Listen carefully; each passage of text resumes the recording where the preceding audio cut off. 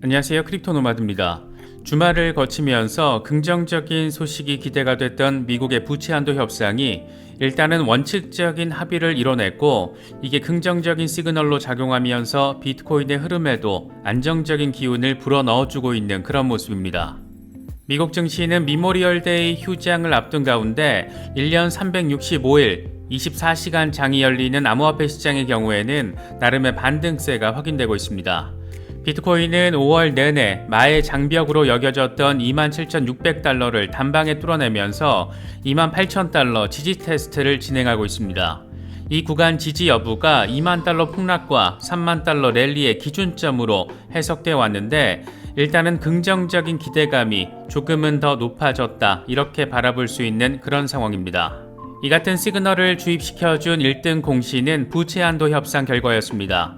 바이든 대통령과 메카시 하원 의장은 원칙적인 합의를 이뤘다라는 점을 강조하면서 이번 합의안이 어떻게든 의미 부여를 하려고 노력하고 있는 모습입니다.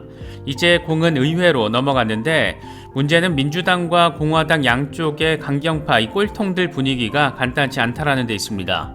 현재 상황이라면 연휴 휴회 이후에 31일에 의회에서 추인 절차에 들어가게 되는데, 이날 바로 통과가 된다라면 미국 정부로서는 산뜻한 6월의 시작을 바라볼 수 있게 되지만, 여기서 어그러진다라면 이게 또 하나의 변수가 될 가능성도 자리하고 있습니다. 과연 부채를 통한 경제 시스템 유지가 언제까지 이뤄질 수 있을까?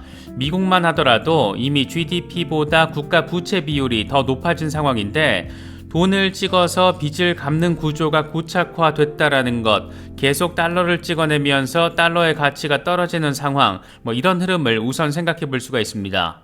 여기서 중대 변수로 떠오른 것이 중국과 러시아를 중심으로 브릭스 진영의 이 탈달러 움직임이 가속화되고 있는 상황입니다. 이번에 로이터가 세계 각국 중앙은행들의 외환 보유고를 분석했는데, 달러의 비중이 지난해 4분기 58%로 나타나면서 20년 최저치를 확인했습니다. 이런 거 보면 확실히 역사는 반복되는 것 같습니다. 리플과 관련해서는 요즘 하루하루 신선하고 재밌고 또 우리를 자극하는 소식들이 더해지고 있는데, 이번에는 루머치고는 단순 루머라기보다 뭔가 맥락을 생각하게 만드는 소식입니다. 나스닥이 이번에 리플의 메타코어 인수를 축하한다라면서 대형 웹이역 광고물을 올리며 상당한 주목도를 이끄는 동시에 여러 추측거리들을 안기고 있습니다. 비상장 기업, 거기다 소송 이슈로 몸살을 앓고 있는 기업이 해외 기업 하나 인수한 것을 놓고 나스닥이 이렇게 공개적으로 축하 메시지를 남긴 이유는 뭘까? XRP 홀더들 사이에서는 IPO 시그널이라는 직접적인 호재와 연결시켜서 바라보려는 움직임이 포착되고 있는데, 사실 이건 산업 전체적인 관점에서 좀 더 넓게 바라보면 이해할 수 있는 요소들이 떡하니 자리하고 있기도 합니다. 하나씩 짚어보도록 하겠습니다. 저희 채널에서는 이번에 글로벌 암호화폐 거래소 넥소에 대한 광고 영상을 제작했습니다. 지난해 FTX 사태 이후에 그 다음 타자 가능성 대상자로 지목되면서 우려를 키웠던 곳이기도 한데, 반년이 지난 지금 별다른 문제 없이 비즈니스 활동을 이어가고 있는 모습입니다. 넥소가 상대적으로 높은 스테이킹 이자율을 제공해주다 보니까 일각에서는 폰지 사기 아니냐, 이런 의구심을 내보이는 모습도 포착할 수가 있는데, 결국 거래소 안전성에 대한 이슈가 여러 관점을 통해서 다양하게 제기되고 있다라고도 바라볼 수가 있습니다. 넥소 측에서 이런 안전성 우려에 대해서 다시금 입장을 밝혀왔는데, 관심 있으신 분들은 오른쪽 상단 카드를 클릭하시면 자세한 내용 확인하실 수 있습니다. 개인적으로는 안정성이 걱정될 경우에는 아예 접근을 안 하는 게 베스트이고, 충분한 스터디 이후에 스테이킹 결정을 내리더라도 언제 어떤 일이 벌어질지 모르는 지금의 금융 환경, 다시 말해서 이 미국 은행들도 파산하고 있는 만큼 고액이 아닌 소액으로만 접근하시기를 당부드리겠습니다. 그럼 이번 영상 시작하겠습니다. 일단 긍정적인 신호탄이 터지긴 했습니다. 말도 많고 탈도 많고 여전히 뭔가 잘못 돌아가고 있다는 점도 느껴지지만, 어쨌든 미국의 부채 한도 협상이 원칙적으로 합의를 이뤄냈습니다. 다음 대선이 예정된 2024년까지 2년 동안 부채 한도를 상향하는 대신 2024년 회계년도 지출은 동결, 2025년에는 예산 증액의 상한을 부과하기로 한 것이 핵심적인 내용입니다. 푸드 스탬프를 비롯한 일부 연방정부 복지 수혜자에 대해서는 근로 요건을 강화하기로 했고 미사용 코로나 예산은 환수하기로 했습니다. 이와 관련해서 하원 메카시 의장은 폭스뉴스에 출연해서 95% 이상 공화당 의원들이 협상 결과에 고무돼 있다. 우리는 처음으로 정부 지출을 삭감했다. 표결은 전혀 걱정하지 않는다. 이렇게 자신감을 내비쳤습니다. 그러면서 민주당이 지금 매우 화난 상태이다. 민주당 원내대표가 협상안에 민주당을 위한 것이 하나도 없다라고 말하기도 했다. 이렇게 이야기를 하면서 나름 공화당 내 강경 그룹으로부터 비판을 받아온 것을 의식이라도 하듯 민주당과의 협상에서 할 만큼 했다. 이런 점을 강조하기도 했습니다. 이에 따라서 이제 공은 의회로 넘어갔는데 의회는 미모리얼데이 연휴를 마치고 현지 시간으로 5월 31일에 추인 절차에 들어갈 계획으로 전해지고 있습니다.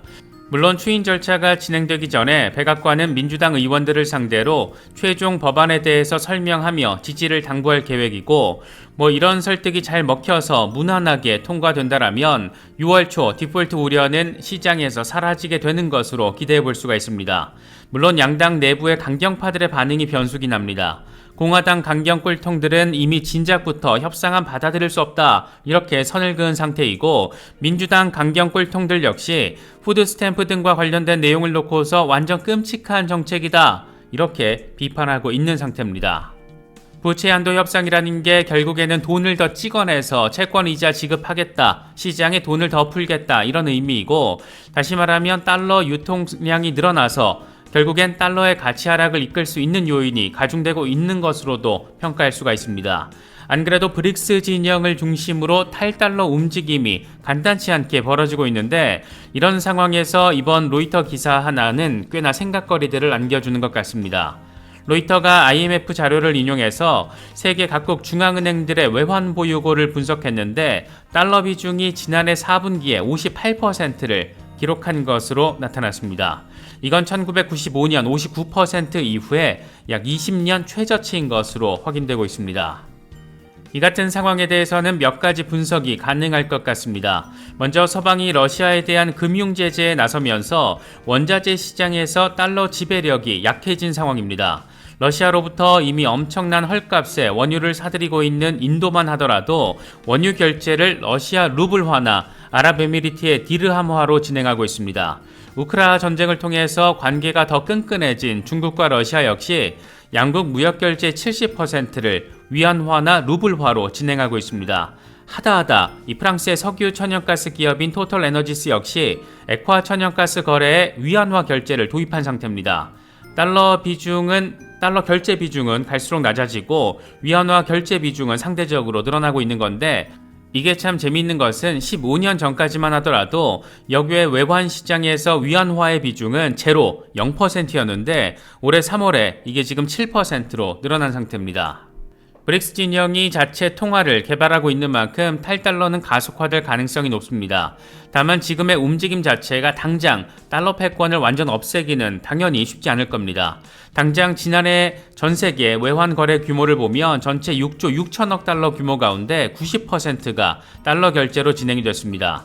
달러 결제 시스템을 바꾸려면 시장 경제에 참여하는 은행, 기업, 정부들까지 모두 이 시스템을 동시다발적으로 바꿔야 하는데 이게 또 간단한 문제는 아니기 때문입니다. 그래서 현재 상황에서 내릴 수 있는 잠정적인 결론은 대충 이 정도가 아닐까 싶습니다. 당장 달러 패권이 무너지지는 않을 것이다. 다만 킹달러 중심의 단일 시스템이 아닌 좀 더 다양한 다극화 시스템으로 이미 진행되고 있다. 이 정도 정리가 가능할 것 같습니다. 물론 만약 이런 다극화 시스템이 예상보다 더 전폭적으로 이루어진다라면 달러 패권이 겪게 될 타격 역시 더 강해질 것으로 예상해 볼 수가 있는데 이런 통화 패권의 변화 양상 속에서 미국 정부는 돈을 찍어내는 방식으로 무제한 달러 공급을 무기 삼는 방식으로 국가 경영을 하고 있는 만큼 이런 상황적 요인들이 강달러보다는 약달러를 더 유발시킬 것이라는 점은 쉽게 생각할 수 있는 것 같습니다. 특히 국가의 부채를 해결하기 위해서 통화를 찍어낸다는 것은 결국 부채를 화폐로 변형시키는 작업이라고도 할 수가 있는데 지난해 4분기 미국의 GDP 대비 국가 부채 비율이 120%를 돌파하면서 팬데믹 시기였던 2020년 2분기 때 134.8%에 근접해 있다라는 것. 이게 불과 5년 전만 하더라도, 다시 말해서 2017년 4분기만 하더라도 103% 수준이었다라는 것. 이런 점들을 떠올려 보자라면 지금의 부채 시스템이 간단치 않다라는 것 충분히 느낄 수가 있습니다.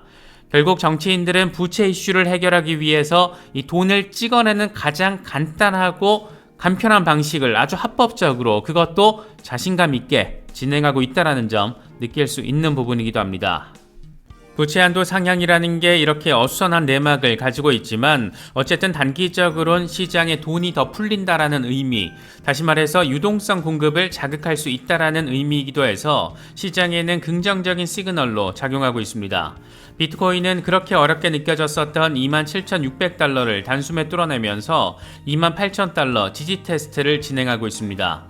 이대로 3만 달러를 향한 랠리를 이어갈 수 있을지, 아니면 다시금 2만 달러 리테스트를 진행하게 될지, 그 분기점에 지금 자리하고 있다라고도 할 수가 있습니다. 공포 탐욕 지수는 하루 전보다 2포인트 오른 52를 기록하면서 여전히 중립 단계가 이어지고 있습니다. 비트코인 도미넌스 역시 소폭 반등하면서 48%대 중반까지 올라선 상황입니다.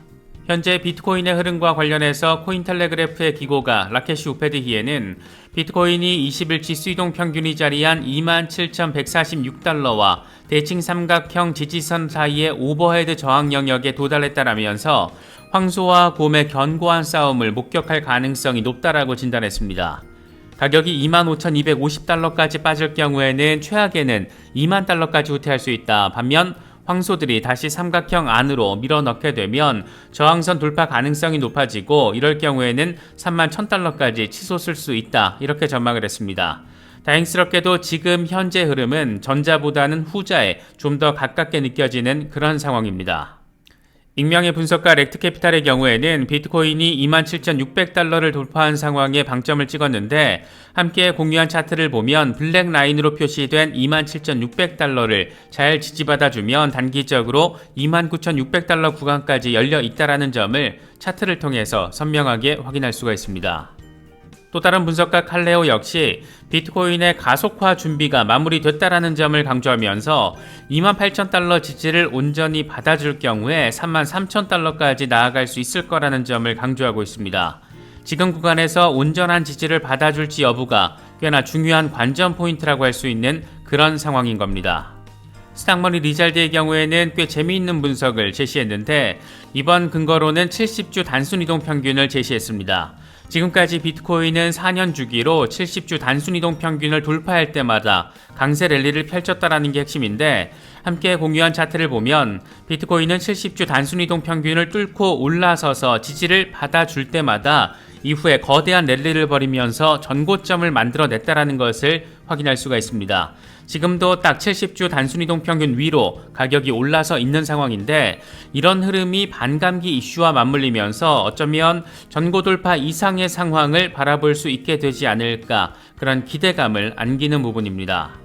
비트맥스의 공동 창업자 아서 헤이지의 경우에는 비트코인이 올해 큰 변동성을 겪은 뒤에 내년에 전고점을 뚫고 7만 달러 위로 올라설 거라는 전망을 제시했습니다. 이 양반은 팟캐스트에 출연해서 올해 비트코인이 7만 달러를 넘기긴 어려울 것으로 바라보고 있다. 내년에 반감기 등의 호재를 통해서 그 장벽을 넘을 수 있을 것으로 보이는데, 2024년과 2025년에 최고점을 찍고 아마겟돈이 될 것이다. 이렇게 표현을 했습니다.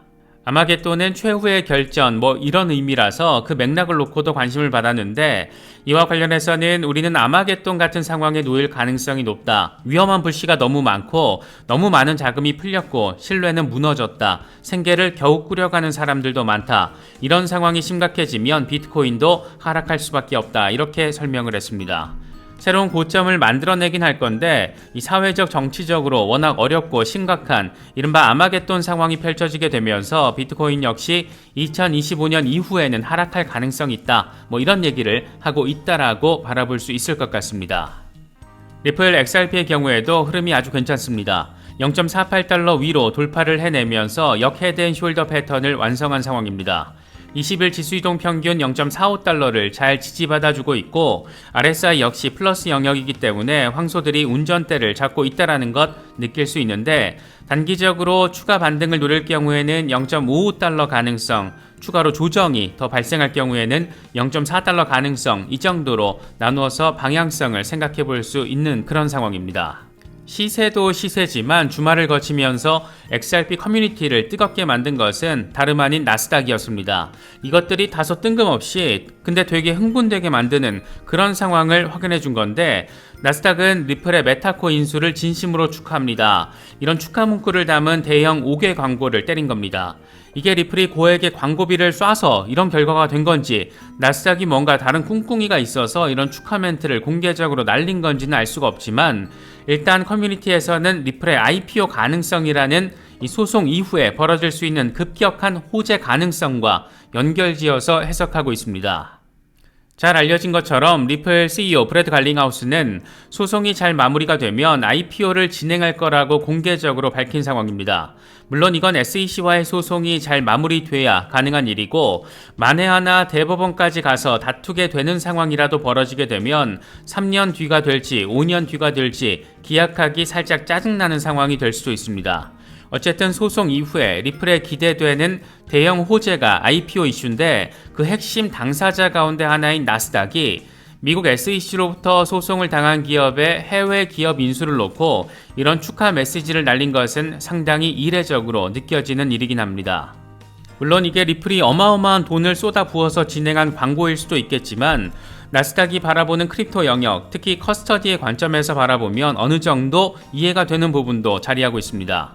크립토 커스터디는 나스닥이 바라보고 있는 미래 먹거리 사업 가운데 하나입니다. 지난 3월에는 올해 2분기 안에 암호화폐 커스터디 서비스를 출시하겠다라고 밝힌 상황이고 커스터디와 관련해서 신뢰할 수 있는 플레이어로서 50년 동안 이런 일을 해온 자신들이 최선의 플레이어다 이런 점을 공개적으로 강조해 오기도 했습니다.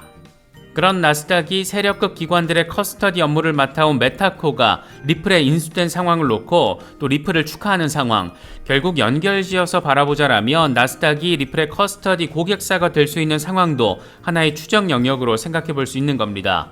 세력급 자본들이 서로 얽히고 설켜 있는 거야 당연한 건데 결국 크립토 커스터디 영역과 관련해서도 리플의 직접 플레이어가 되면서 이 기성 레거시 세력 자본들과 엉킬 수 있는 상황, 그리고 나서 나스닥 상장 기업이 되는 상황, 이 정도 미래가 객관적이고 합리적인 추측의 영역으로 바라볼 수 있다라고 생각이 되는 것은 꼭 기분 탓만은 아닌 것 같습니다. 최근 암호화폐 하드월렛 기업 레저가 시드 문구 복구 기능이 포함된 서비스 출시 계획을 발표하면서 한바탕 난리가 났습니다. 내가 아닌 제3자가 시드 문구를 복구할 수 있다라면 내 자산을 컨트롤할 수 있다라는 의미여서 대체 왜 레저가 이런 선택을 한 건지를 놓고 여러 비판이 나왔던 겁니다. 레저의 경쟁사들에게는 레저의 이런 위기를 기회로 활용할 수 있는 상황이고 그래서 여러 업체들이 특별 할인 행사를 벌이고 있습니다.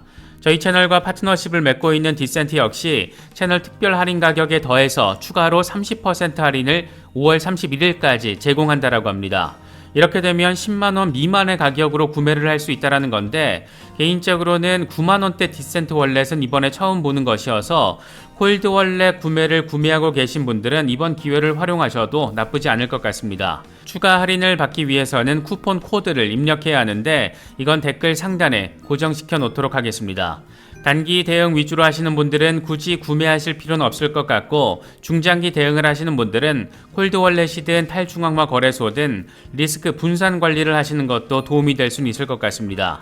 특정 거래소나 코인과 관련된 이체 문의는 디센트 고객센터를 통해서 확인하실 수 있습니다.